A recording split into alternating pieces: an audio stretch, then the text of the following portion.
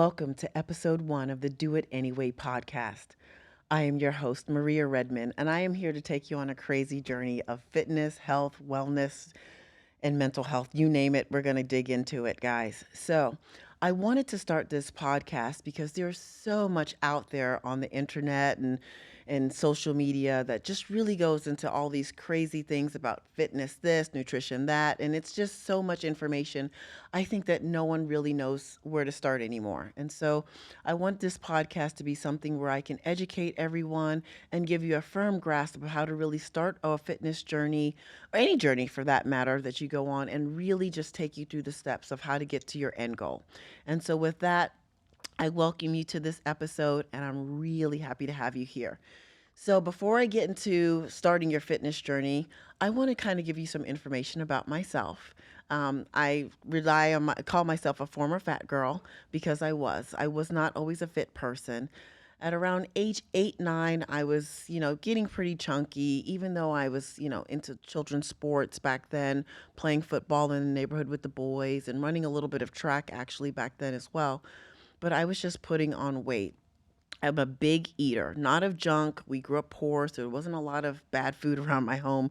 There was just whatever food was there. I was eating most of it. I eventually earned the nickname of Rerun, and that's for those that are younger. It's a show that used to come on in the 70s and 80s called What's Happening Now. He was the fat character on that show, and I quickly became Rerun, dance and all. So YouTube it, look it up. It's a laugh.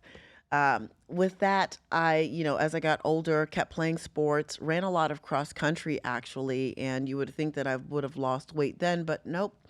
Still kept eating and eating and eating. By the time I got to high school, I was running not only cross country, but short distance track. I played on the softball team in addition to basketball. So, as you can see, sports were always in my wheelhouse. Played water polo, and I was also on the high school dive team. I know that's I was a pretty large person diving into water. Probably the coach should have said, not for you. But he let me do it anyway, which was totally fine. And I actually did really well and I loved being in the water back in high school. So after that, adult life starts to take place. I start having kids, get married, how that whole usual life, starts, and stopped doing a lot of the activity and sports that I was doing and hadn't picked up sports anymore until about 2006. But in that duration, just doing regular mom life, working, I was doing medical billing and coding back then at the time. I'd also gone to nursing school, so learned a lot about the body and really actually love everything about medicine. 2006 came around, I got the opportunity to play on Women's Professional Football League as a tight end. The league was just starting, and I was really excited to play because I absolutely love football. So happy to be a part of that league. And I played from 2006 to 2008 on the Women's Professional Football League in Charlotte for the Carolina Queens as a tight end. Loved it, loved it, loved it, but it's a brutal sport. So by 2008, I decided that I wanted to retire, and they threw me a really nice retirement party. My third oldest was there at the time. I'm eating a blue cupcake, and he asks me in front of everyone if I'm going to be fat forever. And this, my friends, is how I ended up in fitness and wellness. So the very next day, after I ate all the cupcakes, by the way, because you got to eat the cupcakes. I decided I was going to go ahead and join the gym and get a trainer and start really, taking control of my life. And at the moment, honestly, it wasn't that I felt like I was fat. Here it is, I'm an athlete, I'm getting paid. It was about what bar was I setting for my children? Your kids don't ask to be here, we bring them here. And I wasn't maybe teaching them to take care of their temple the best way. I felt like I wasn't setting an example. So I wanted the journey to really be all about them. My why was really them, showing them that, okay, you have to have self love, take care of yourself and your health, and hopefully they pick it up. Well, I had no idea that God clearly had other plans for me. So I start training in Ballantyne, North Carolina at this gym, and I had a trainer named Garrett. amazing young guy at the time. He must have been a teenager. I was, he was so young and so cute. Needless to say, I walk into the gym and I say, "Hey, I've got to lose some weight." We start training, and I hired him to train me for 2 hours a day, and I was spending a lot of money on this project. Well, he started getting me into shape, whipping me around, and month three, lost a pretty good chunk of weight, but there was something missing. And so I sat down with him and I said, "Hey, I'm following everything, but this weight's just not peeling off like it should." And he said, "Well, what are you doing with your nutrition?" Back then, before the internet and all this crazy information, there was not a lot of you trainers can't give out nutrition plans. It was everyone kind of free falling back then too. But it was the basics, broccoli and chicken and nothing fancy. And I said, "Well, that just doesn't sound very appealing to me. There's got to be a better way." So I decided to go back to school to get my dietetic degree. And this is where the magic started to happen. I quickly took to that education, finished it through, and I started working with other people in the gym space to figure out how nutrition works in addition to, doing it, utilizing it on myself. Well, a year to almost a day, I was stepping on stage. I'd lost 145 pounds, and I was competing in my first figure bodybuilding competition in South Carolina. I won the South Carolina State Show, and that was in 2009 of June, and then the rest was history. The gym that I was working for at the time asked me if I wanted to work there, and I said, maybe, I guess. But I only want clients who have a lot of weight to lose because I was just freshly in my body. I didn't really understand what it meant to be thin since I was, what, maybe 5, 6 years old. You're not thinking about being thin at that age. But I understood the psychology of binge eating. I understood how hard it was going to be for people that weigh, 30, 40 pounds plus more, how hard that journey was going to be mentally, physically. And so I wanted to only work with those people because I felt like I could relate. Um, and that snowballed into an amazing career in health and wellness that still persists to this day. So I left the gym space in about 2014 and started opening my own studios and doing corporate wellness. And it's been a wild ride ever since. I turned pro in bodybuilding in 2016 and haven't looked back. So with that, that's a bit about me. And I wanted to share that because I wanted everyone to understand that was just an everyday mom, coming off the couch and trying to get her life back together and looking and feeling great. And so with this podcast, that's what I'm hoping to do for all of you is take you on a journey, an individualized journey, giving you the information, the tips, the tricks, and all the tools that you'll need to become successful to reach whatever your goals may be. So with that being said, how do you get started, right? Like there's so much going on. I think that that's where the struggle lies. Like it's coming at you like from a fire hose every single day. You see all of these men and women on Instagram and Facebook, and they're all shredded, and it looks like it happened for them overnight. Um, and honestly, that's just not really what's happening. And then you have all the fitness gurus out there with their 30-day and 60-day shred. I can assure you, if there was a 30-day, 60-day shred program, I would have been in shape a long time ago. Like, I would have signed up. I'd have like, you know what, kid, I'll take two 30-day shreds. Can I get two? Can I get two? Will it happen in 15 days if I buy two of the 30-day? I mean, it's just ridiculous. And because for those of us who want to get in shape so badly, we will grasp at every straw that's coming, And so I want to just kind of help you settle the mind and figure out where to get started. And that's what episode 1 is all about. So let's get into it. How do I start this journey? I think the first thing that needs to happen that is never, ever spoken about when you first meet a coach or anything else is mindset. Your journey won't go very far if your mind is not on board. This is just the way that it's going to be, period, point blank. Your body will give you some leeway in the beginning. Like I'm sure plenty of you have started like a New Year's resolution, and by 3 weeks in, you're like ready to pull your hair out. Well, that's because typically your mindset really isn't on board. I think everyone needs to take a step back, sit down, and really start to map out the plan of this journey because it's a journey. And let me tell you something about this journey, it's never ending.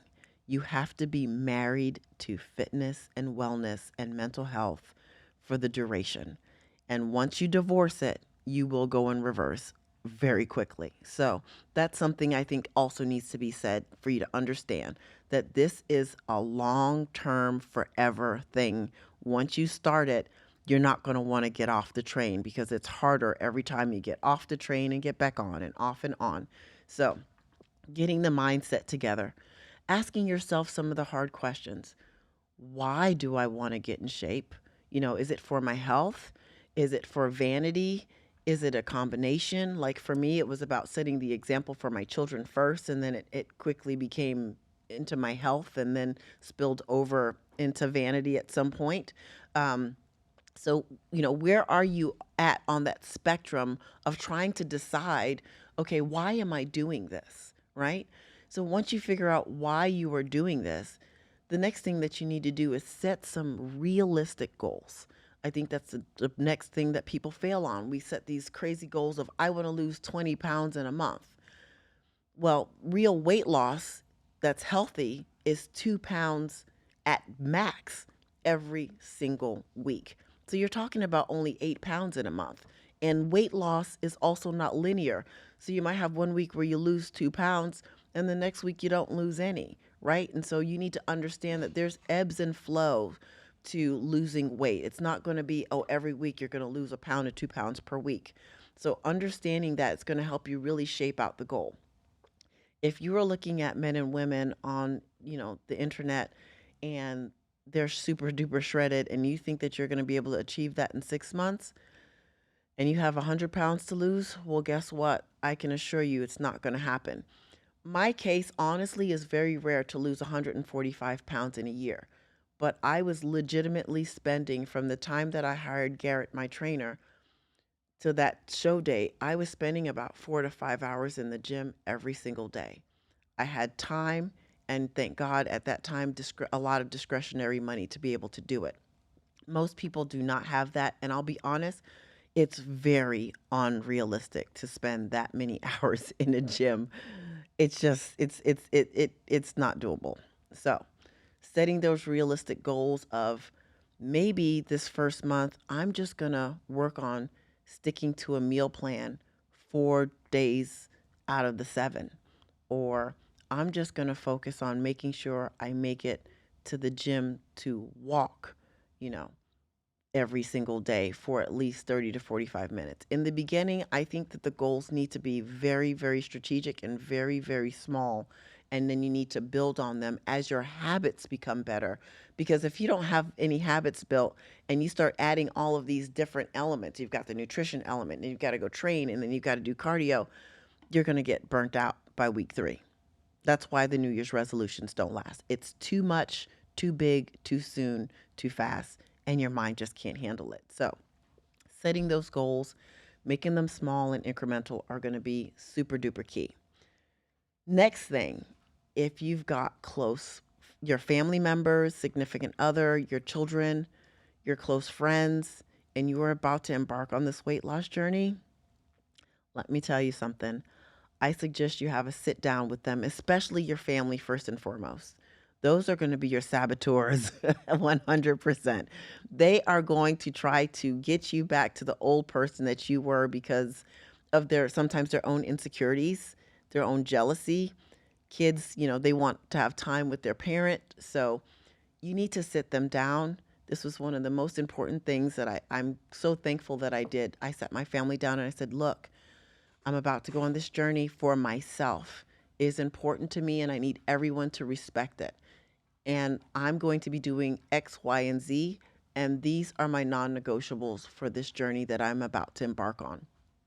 I think that it's important that we put our line in the sand with our family members and our friends and let them know that this is super important to me. And if you love me and you respect me, then let me have this for myself. Do not try to get me to, oh, just have a little bit, it won't hurt, or just drink this, it won't bother you. Whatever those things are that they will start to do, express to them up front that you would like for that to not happen. And I think these conversations, in fact, I know these conversations never take place in the beginning of a weight loss journey, especially if you're a spouse that's doing it on your own and your spouse wants no parts of it. It can create a little bit of, some tension at home. So have that conversation up front. Don't wait until you're a month in and then you're getting stressed out because, a lot of the building up of the diet starting to get to you or the training starting to get to you. Then your spouse starts jumping on your back with things like, oh, all you doing is spending your time at the gym, or I don't want to eat what you're eating, things of that nature. So have that conversation up front. Another thing that I think everyone needs to be aware of in the beginning too is if you're going to do an individualized meal plan, you might need to prepare, you're going to be preparing separate meals at times for you and your family members. What I found in fitness is that there is no one size fits all. Your kids are growing, they're going to need different caloric needs and vitamins, nutrients, and things that they need to grow aside from you. And if you're the mom, your body's its own special being. We're special creatures, ladies. We are special creatures. Our husbands, they can stop eating bread and lose 20 pounds. It's disgusting, I know, but that's how men's bodies are wired. So they're going to have their own thing. And so understanding and wrapping your mind around that in the beginning is going to be super duper important too. It's just going to be critical so that you understand, okay, there's going to be days where I'm going to have to make more meals for everyone else if you're the person that provides all the meals. Or maybe your significant other needs to cook their own meal so that you can have your own. So things that you can prepare yourself with so that you can be successful is what you need to kind of map out in the very beginning. I think that's, extremely critical. The next that you're going to need to really kind of focus in on is your schedule. It's going to be easy in the beginning to start making excuses. Some people do well with convenience, some people do well minus convenience. And I'm that person that does well without convenience. So for me, that gym was an hour away from my home. I knew I was accountable to Garrett. I needed to show up. I was on his time clock and I needed to go. So if it was around the corner, though, I would have totally brushed it off. I know because I've lived in a home after I got in shape with a gym right inside my home, full scale gym, enough equipment for you to have a field day in there. And I can tell you, I've watched movies sitting on equipment in the gym, present day. Just it's a movie theater for me. So I just don't do well with convenience. So really understand what makes you tick and your schedule and how that's going to work for you. Do you need a gym that's close by your home where you might want to come home from work, de-stress a little bit, and then you can, regroup, get dressed, and go to the gym? Or do you need a gym or facility that's closer to your workplace so that you can just leave work and go straight there? Because if you go home, you might not make it, and anything in between. So really understanding and being honest with who you are as a person, right? That's going to be the biggest key here to your success. Being honest with who you are as a person. What are your bad habits? What are your good habits? And what do you need to change to make yourself successful to work within that realm? Also, prioritizing yourself. If you are a very busy person, schedule yourself in. If it's you're scheduling in your cardio, you're scheduling in when you're going to sit down and eat or when you're going to go train, it has to be scheduled if you're a person that's extremely busy, and make yourself that priority so that you can stick with it and make yourself successful. That's going to be critical. Now, the next piece is all these pieces are so super important, but this one I think is extremely, extremely like if I could go back and retell myself this in the beginning, I would have saved myself a lot of days of crying and stress and just sometimes disappointment and nitpicking. The journey is not perfect. Every day will not be perfect. Give yourself some grace. And this is more so for my men. I know the women are like, "What?" I have seen with my clients the men struggle more with giving themselves grace than the women. I think we're women, we're kind of designed with grace a little bit built in. Or maybe it's just that we say stuff like, oh, I don't give a crap. It's happened. We move on quickly. I noticed that the guys tend to lament on it a little bit more. So give yourself grace. You're not going to go bench press 200 pounds in the gym tomorrow. It's not happening. And you're definitely not going to wake up with the pecs of Arnold Schwarzenegger back in the day. It's not happening, right? It's going to be so slow in the beginning to see any type of progress. So give yourself grace. On the days that are not perfect, say, you know what? I messed up in this one space here, but what were my wins today? So learning to celebrate what you did well on the day and not overemphasizing what didn't go well. Go to the next day and remember to start that day off with grace. Look at your plan, whatever your plan is, follow that plan and execute it to the best of your ability with grace in mind. Just remember that. Give yourself grace. Then I want you to also, as you're making your way in the journey, love each stage that you're at. Journal it, mark it down, mental note, take the photos, enjoy where you are at each stage because you know what? It's a journey. And I don't want you to miss the entire journey along the way. There's so much when I look back on my journey that I'm so like, wow, so grateful for all the things that I learned and felt and just was able to push me to the next level. Looking back and saying, wow, I remember a time when I was in the gym and I wouldn't even have my arms out to looking at me wearing gym clothes where, the sleeves on the shirts were getting shorter and then it's tank tops and just really just looking at that journey and being able to enjoy it along the way. So love the skin that you're in at each and every step of that journey. Don't start saying, well, I wish I was here. You'll get there. Don't, I wish. Just enjoy where you're at right now. And one day you'll wake up and you'll look and you'll see another change in your body and you'll be like, oh my gosh. Or another change in something that before that used to tire you, walking up a flight of stairs, you maybe were huffing and puffing. You'll realize one day, oh my gosh, I'm gotten to the top of the stairs and I feel perfectly fine. No more huffing and puffing. So enjoy the entire journey. And for the love of all God, do not compare your journey to someone else's on social media. That has been the biggest, well, back in, for me, my day, there were the magazines that did this. So now it's just a digital version of what magazines did.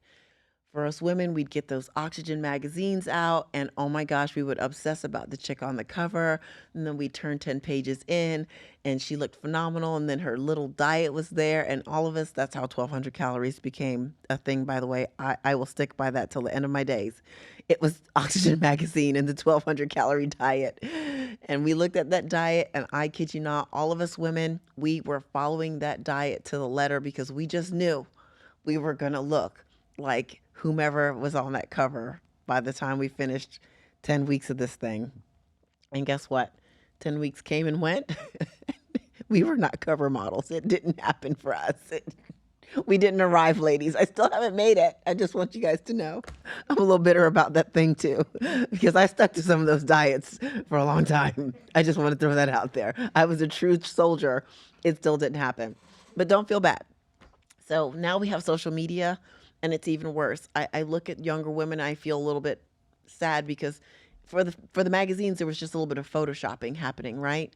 But now there's all of these filters. I mean, oh my gosh, it's insanity. So you don't know what you're looking at is real most of the time. And also in the fitness space now, there are so many different drugs that are out there. And I'm not just talking about steroids. I'm talking about, I mean, we've got, is the Ozempic and the Wegovy thing going on right now. And then you add that with filters, gosh, anyone can look amazing. I mean, hell, some of these filters make me look like a model. It's crazy. So I don't want you to get wrapped up in that.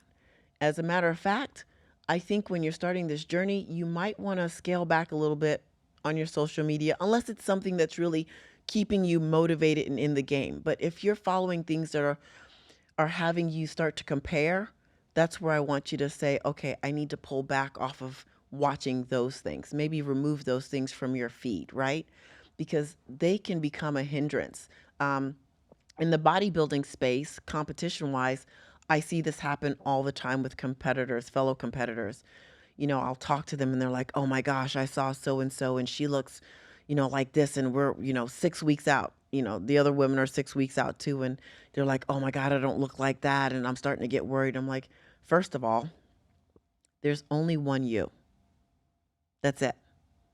There is no clone to your physique.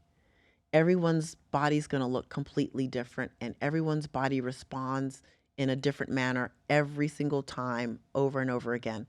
So comparing yourself to others is actually like, it's you're getting you nowhere fast. These women would obsess and obsess and obsess until they don't even make it to the stage because they've obsessed so long about watching someone else. Don't get caught up in that game. The journey is yours and yours alone. And no matter how long it takes you to get to where your end goal is, it's your journey, it's your body, and it's your health. So I want you to remember that. Things you see on social media are not always what they appear, and that's their journey. You have your own. So I want you to guys keep that in your mind when you get started on this. So let's go back over it. We've got the mindset. We've got the goal setting. We've got sitting down with your friends and family. And let me elaborate one more point on that. When you're with your friends, this journey might expose some things that are unpleasant. You will get fit shamed by your family members, and you will probably lose friends the more dedicated to yourself that you are. I want you to know that it's not a reflection of you at all. That is their own reflection that they're dealing with. It's their own insecurities. It starts off as, a little bit of a jealousy, then it turns into envy. And it's because you're actually sticking to your guns and deciding to love you. And it's something that they wish that they can do for themselves. Be okay with that. Be okay with that. You're going to shed when you're shedding that weight, you're going to shed some friends and you will shed some family members. I want you to be okay with that because at the end of the day, you're born alone, you die alone. You're not holding anyone's hand when you're in your casket. You need to always remember to do what's best for your health and your wellness and your mental well-being as well. So understand that you're going to lose some of those friends. So after you, have that sit down with your friends and family, then the next thing is, remember that to have some grace. Just give yourself that grace. Know that every day won't be perfect. And I assure you, if you follow those steps when we're getting started here, with everything that I'm going to teach you along the way, you will be able to start your journey, go through your journey, and come out to what seems to be the end of your journey. But as I said earlier, the journey never stops, right? You just kind of reinvent yourself. And once you hit that next chapter of the journey, it's almost like it restarts all over again. There's so many stages. I've been through so many stages of who I am in this whole fitness and wellness space. I've evolved so much that it's crazy. So it truly is never ending. But I just want to take you guys into a safer space where I can really educate you and dispel some of the myths out there, tell you what's really real, what's really happening, the good, the bad, and real world experience with what it's all about. I do this every day with my clients, and I just want to be a help to so many of you out there. So with that, I'm going to close episode 1. Be sure to join me each and every single week. I'll be doing another episode, and that's when I'm going to get into the meat and potatoes of everything fitness, wellness, and mental health. And be sure to follow me on Spotify, Apple, and YouTube. That's where you'll be able to find this podcast. So with that, my Do It Anyway family, I will see you next week. Peace.